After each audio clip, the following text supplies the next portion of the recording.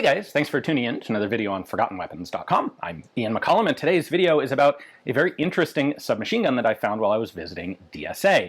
They have a .45 caliber MP5. The provenance isn't really all that clearly known. We're not sure quite where it came from. Maybe Turkey, maybe Pakistan.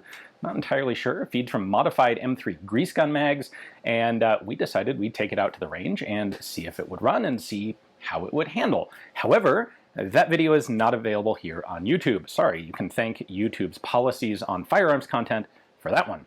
If you want to see it, I would suggest that you check out History of Weapons and War. That is the new streaming app for historical, educational firearms content. Streaming on all the major platforms, iOS, Android, Roku, Amazon TV, Amazon Fire TV, and it has not just Forgotten Weapons, but Forgotten Weapons and 7 other fantastic historical, educational firearms channels.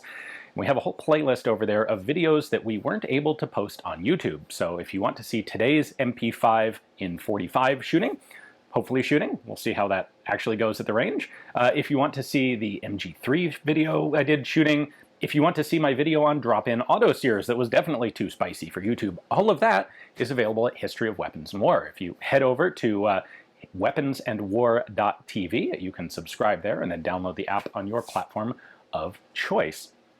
The video is also available for free if you want to go check it out on Utreon/player.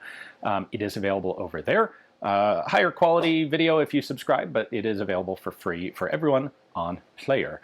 It is also available and has already been sent to all of my patrons. So if you're on Patreon or if you would like to join Patreon, you can also get this content there. Anyway, sorry we can't put it on YouTube, but that's YouTube's thing. So check out History of Weapons and War, and I'll see you over there.